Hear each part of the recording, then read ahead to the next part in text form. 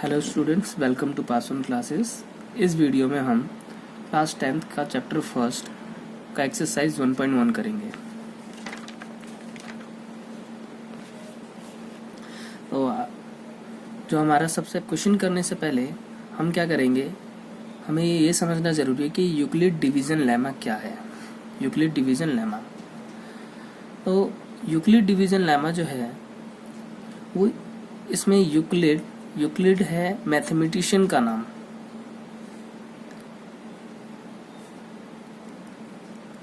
Mathematician का name है ये। डिवीजन मतलब डिवाइड, और लेमा होता है हेल्पिंग थ्योरम।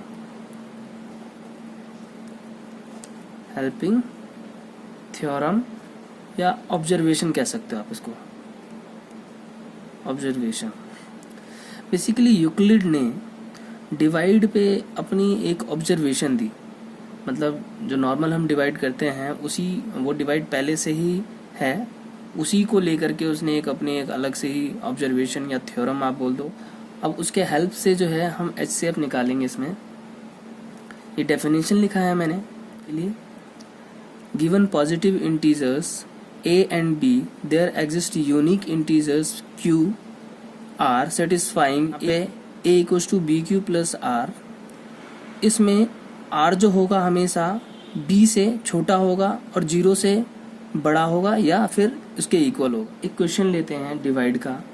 मान लीजिए कोई दो नंबर है, जैसे 5 और 17। ये मैंने दो ऐसे ही पॉजिटिव इंटीजर्स ले लिए हैं। ठीक,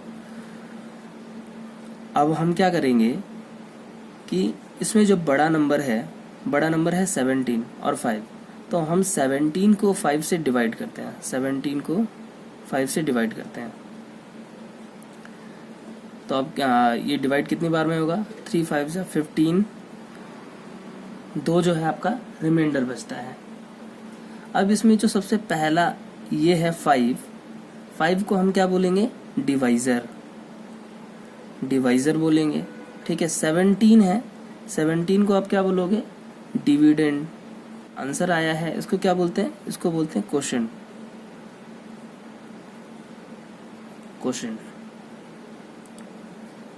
और जो हमारा 2 बचता है शेष, इसको रिमाइंडर बोलेंगे। रिमाइंडर।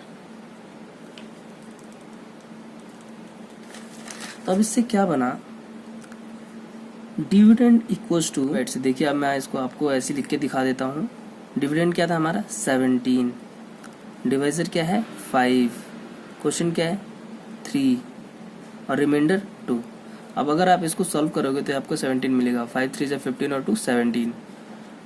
तो यही ऑब्जर्वेशन जो है हमें यूक्लिड ने दी।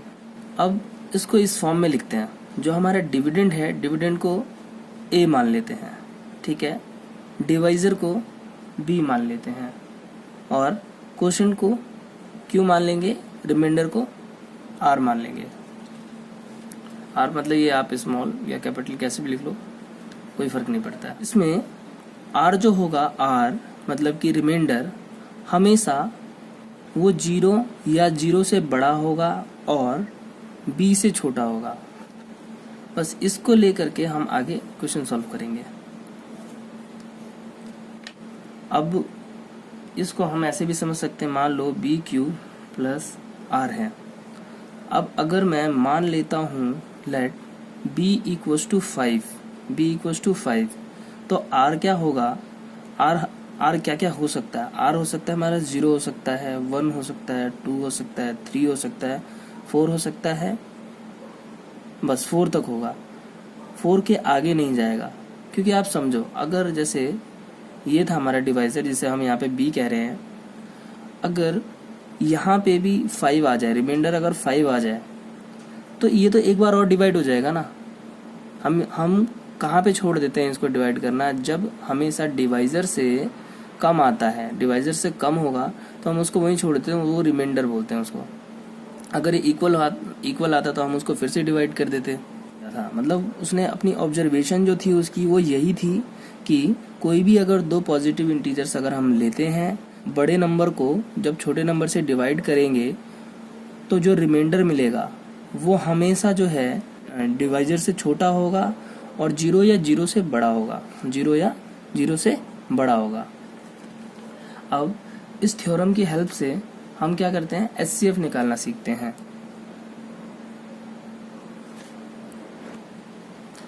एचसीएफ का फुल फॉर्म होता है हाईएस्ट कॉमन फैक्टर।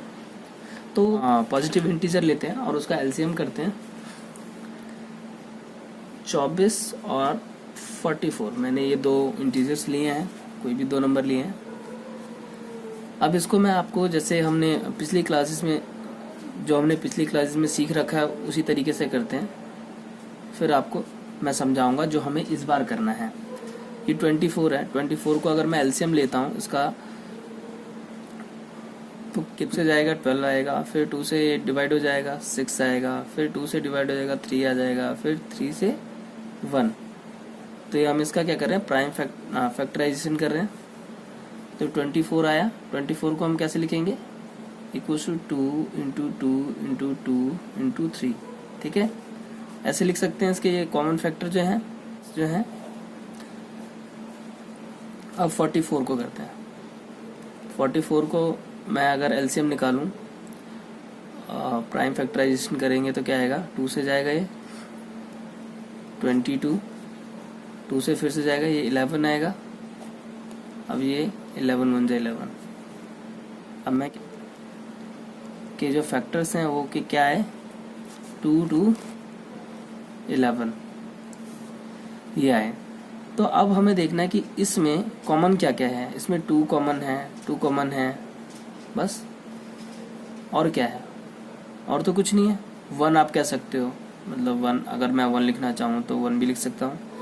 तो हमें 1 भी कॉमन है, 2 भी कॉमन है, लेकिन हमें क्या लेना है, हाईएस्ट, जो सबसे बड़ा हो वो कॉमन पार्ट लेना है। तो यहाँ पे 4 है, अगर मैं इसमें देखूँ 4 और 4 कॉमन आ रहे हैं, तो जो हमारा एचसीएफ होगा वो क्या होगा, 4 आ जाएगा। इतना तो आपने 9th 10th 6th से सीखते आ रहे हो, तो ये इतना तो आपको पहले से ही मालूम है। अब हम क्या करेंगे, एचसीएफ को यूक्लिड डिवीजन थ्योरम से कैसे करते हैं ये सीखेंगे। 2 नंबर लेते हैं, 24 और 44। क्या था अभी हमने पीछे क्या लिखा था, A equals to B Q plus R. यहाँ पे ये क्या होता है, ये होता है आपका डिविडेंड होता है, डिविडेंड, फिर इक्वल्स टू डिवाइजर, फिर क्या था, इनटू कोशेंट प्लस रिमाइंडर, ये था आपका। ये हमने पहले सीखा है कि हमने कैसे निकाले डिवाइड से, पुराने तरीके थे जो हमने पिछली क्लासेस में सीख चुके हैं। अब जो है यूक्लिड डिवीजन थ्योरम से करेंगे इसको। तो एक बार मैं लिख देता हूँ यूक्लिड डिवीजन थ्योरम का, जो मैंने अभी आपको बताया था, क्या था, A equals to B Q plus R, ये था, जहाँ पे R जो है वो 0 से लेकर के 0 या 0 से बड़ा होगा और B से छोटा होगा, क्या था यहाँ पे, A क्या था, A था हमारा डिविडेंड था, और B क्या था, B था डिवाइजर, Q क्या था, कोशेंट,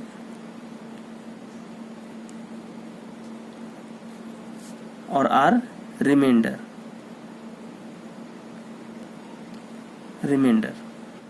अब कई बच्चों के मन में ये सवाल आता है कि अगर यूक्लिड डिवीजन लेमा का मतलब ये है, तो यूक्लिड डिवीजन एल्गोरिथम क्या है।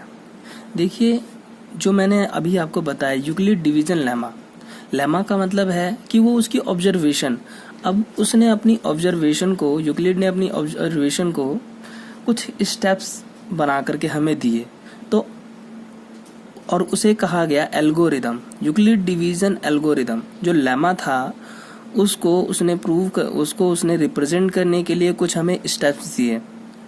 तो अब वो स्टेप्स क्या होते हैं, उस रूल पे बेस्ड होते हैं जो अभी मैंने आपको बताया लेमा पे बेस्ड, मतलब लॉजिक पे बेस्ड जो है उसने कुछ स्टेप दिए जो देखिए।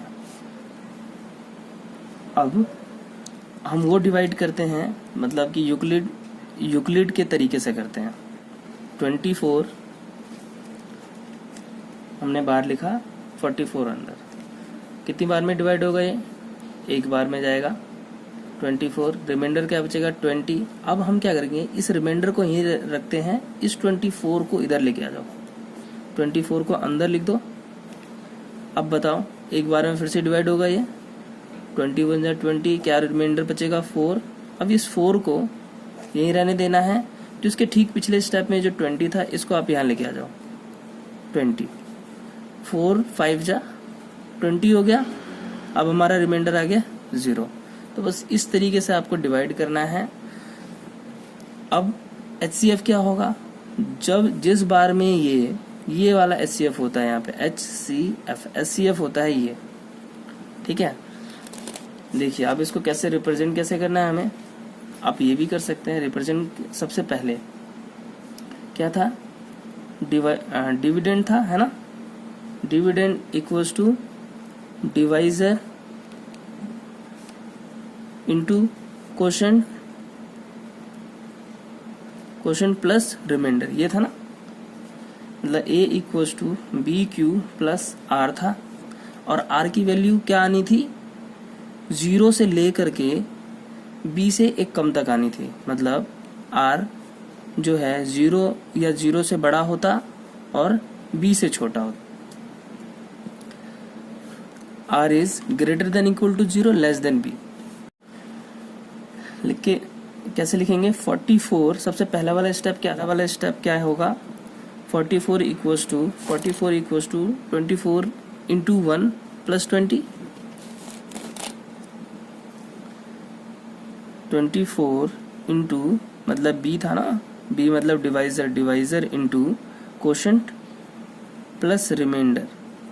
ओके, अब यहाँ पे रिमाइंडर हमारा क्या है, रिमाइंडर आ रहा है 0, नहीं आ रहा है, तो हम यहाँ लिखेंगे रिमाइंडर इक्वल्स टू नॉट 0। फिर से इसको करना है। अब 24 को यहाँ पे लिखना है, इस चीज को यहाँ लिखना है। यही हमारा अगर 0 होता तो ये HCF हो जाता। 24 इक्वल्स टू, सेकेंड वाले में क्या किया था हमने, 24 को 20 से डिवाइड किया था, तो ये क्या हो जाएगा, ये हमारा डिवाइजर हो जाएगा और ये क्वोशंट हो जाएगा। 20 इंटू 1 प्लस रिमाइंडर क्या बचा था, 4 बचा था। अभी भी हमारा जो रिमाइंडर 0 नहीं आ रहा है, फिर से हम क्या लिखेंगे, रिमाइंडर इक्वल्स टू नॉट 0। अब 20 को लिखना है, जो हमने यहाँ पे डिवाइड किया था, 20 को डिवाइड किया था ना, 4 से डिवाइड किया था 5, तो 20 को कैसे लिख सकते हैं, 4 इंटू 5 प्लस 0, 4 इंटू 5 प्लस 0, क्या है ये हमारा डिवाइजर है, ये क्वोशंट है, ये रिमाइंडर है। अब हमारा यहाँ पे रिमाइंडर 0 आ गया है। जब रिमाइंडर हमारा 0 आ गया है, तो ये जो डिवाइजर होता है ना, ये आपका HCF होता है, HCF। अब हम यहाँ पे लिख सकते हैं कि HCF इक्वल्स टू 4। बस इतना सा करना है आपको। अब इससे जुड़ी एक बात और बताता हूँ आपको कि जब भी हम कोई भी दो नंबर लेंगे, बड़े को छोटे नंबर से डिवाइड करेंगे। मान लो कोई भी जैसे हमने यहाँ पे नंबर लिया था 24 और 44, हमने डिवाइड किया तो रिमाइंडर जो आया हमारा क्या आया, रिमाइंडर आया 20 आया। तो हमेशा जब भी रिमाइंडर हमेशा डिवाइजर से कम ही आएगा। अगर मान लो डिवाइजर हमारा 5 होता, डिवाइजर हमारा 5 होता, तो रिमाइंडर क्या आते, या फिर वो 1 या फिर 0 आता, 1 आता, 2 होता, 3 होता, 4 होता, 5 होता, इस तरीके से होता।